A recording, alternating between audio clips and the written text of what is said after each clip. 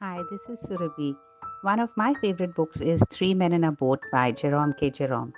I was first introduced to this book in class 6. We had a chapter from this book which was a humorous account of three friends who go on a 2 week boating holiday. This particular chapter was an excerpt of how these men pack their bags and after finishing their packing start wondering whether they've packed their toothbrush. And all hell breaks loose after that. I have read this book so many times. The jokes are still as fresh and as witty as ever. It is no wonder that this comic masterpiece has never been out of print since it was first published in 1889. I would highly recommend this book. Even a few pages could brighten even your dullest day. Thank you. The book I want to share with all of you is titled The Girl Who Circumnavigated Fairyland in a Ship of Her Own Making by the author Catherynne Valente. What first attracted me to the book was the title, and this book and the subsequent books of the series are definitely a favorite for me. They are magical, they're delightful, whimsical, and a tad bit ominous, but they are so much fun to be in. It's hard to express in words just how lovely this book is. Well, in my words at least, but Valente's words are beyond magical. So here's just a sample of some of the things that she's written. Stories have a way of changing faces. They are unruly things, undisciplined, given to delinquency and the throwing of erasers. This is why we must close them up into thick, solid books, or they cannot get out and cause trouble. So, if you love fantasy or fairy tales, you will fall head over heels in love with this book and the subsequent books as well.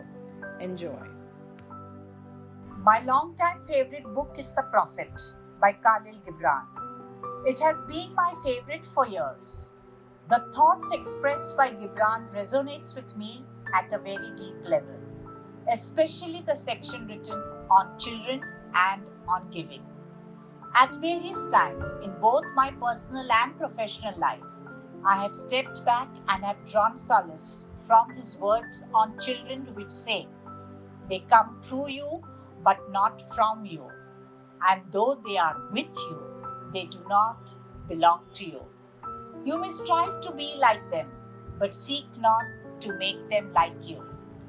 His illustration of the archer, the bow, and the arrow so beautifully encapsulates the relationship between the creator, the parent, and the child. What more can be said on giving other than what Gibran says? You give but little when you give of your possessions. It is when you give of yourself that you truly give. I truly believe that Gibran's wisdom shared through the Prophet is absolutely both timeless and priceless. My favorite book, it's The Folk of Faraway Tree by Enid Blyton. The reason it's my favorite is because my very first memory of reading is of this book. I remember the book catching my eye amongst a heap of many other books in my school library, and I was instantly drawn to it. At the age of 6, this book showed me a world of fantasy ripe with imagination, and I loved the way Enid Blyton wove words into pictures, and then after that, my mind just conjured and recreated scenes from it. It helped me imagine a land and a country that I had never known, nor had I ever been to, but it hardly felt that way, you know. This this book enthralled me. It made me fall in love with the idea of discovering new places, people, all the customs and traditions around them, and all of this through books. It made me fall in love with language, and then I realized the power language gives imagination. And even today, it still holds a special place in my heart, although it's a children's book. It totally encapsulates my joy of reading. Hello everyone. The Secret of the Nagas is one of my favorite books. So, this is the second book in the Shiva trilogy series written by Amish Tripathi.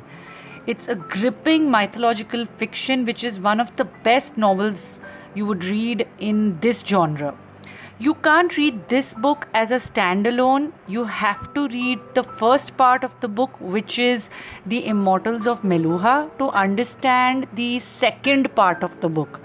According to this book, in the Indian mythology, Nagas are the people born with deformities. The beautiful way in which Amish takes the readers on the journey of ancient India is amazing. His research showed his deep rooted passion for mythology and philosophy. What makes it even more interesting is the fictional component which keeps you hooked on to the book. Quite a lot of notions that were introduced in the first book were challenged in the second book, which makes the plot even more complex and engaging. There were moments in the book where I felt empowered because of the way women were projected in the book. The chemistry between the characters, the character development is all so dynamic. You really don't know how they would react to situations. Mainly, it was so nice to see so much of focus and importance on all the supporting characters in the book without having them all revolve around the main character, Shiva. One of the main reasons why I enjoyed reading this book was that you don't feel like you're reading a mythological fiction. You feel like you're reading a suspense thriller novel, as there is an element of adventure and a page turner to the plot at every moment. Overall, I loved the book and I would give it a rating of 9 on 10. I would strongly recommend reading this book and I hope you also enjoy it as much as I did. So that's it from my side. I hope the review was helpful. Keep the love of reading alive. Bye and thank you. One of my favorite books is The Hungry Tide by Amitav Ghosh. The Hungry Tide is set amidst the coastal deltaic terrain of the Sundarbans in the Bay of Bengal, where the landscape, much like its environment, is in a state of constant flux. This seems to tie in beautifully with the theme that the writer wished to portray: the shifting dynamics of power in human relationships. Replete with details drawn from history, sociology, and even geopolitics, Ghosh paints a compelling picture to showcase both the opportunities as well as the perils that exist in the struggles to achieve greater social equality. The narrative focuses on highlighting the universality of human nature and drawing attention to how the protagonists, Pia, the educated marine biologist, and Phokir, the local fisherman, communicate without the use of any language.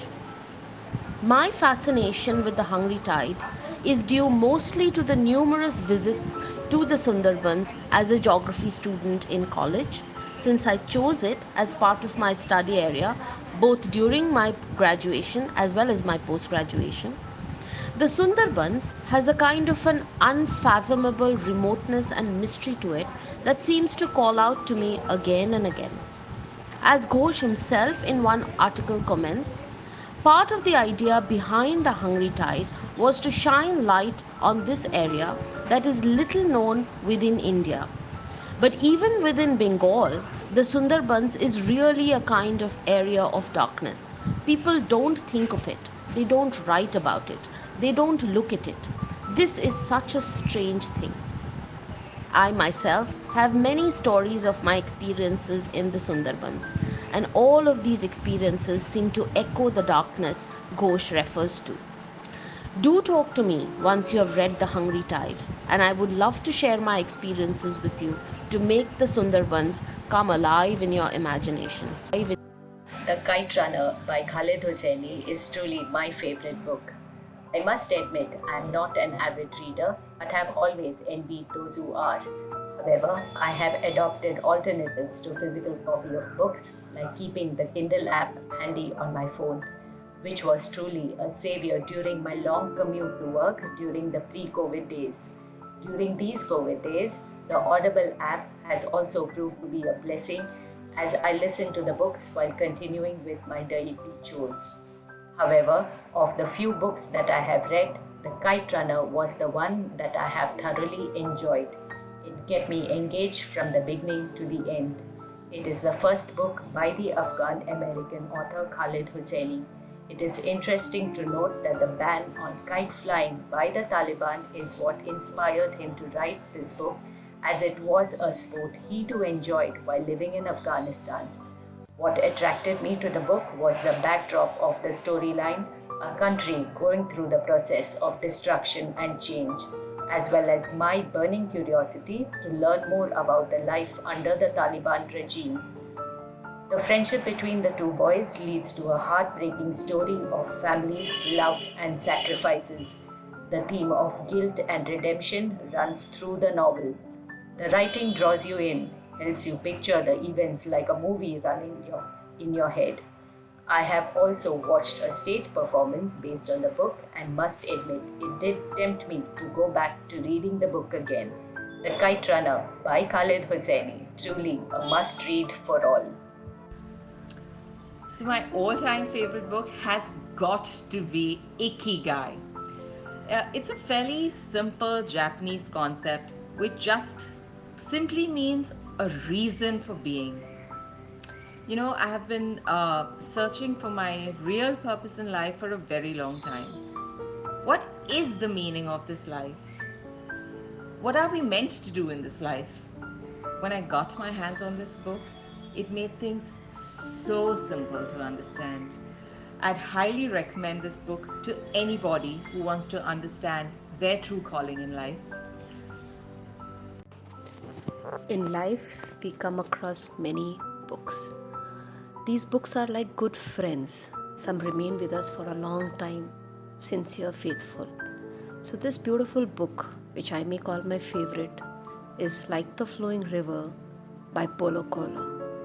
I met this book in a public library in the beautiful town of Ooty, and with coffee and this book, I spent hours there. That was a season of quite an emotional turbulence in my life, and some of the words and writings and expressions which author reached out to me as a reader remain with me and help me to move further. Something which really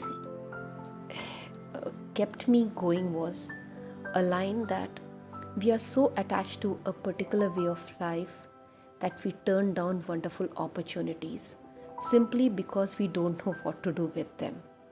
So I met this book at a crossroad of my life, and somewhere from there I did take the path which I want.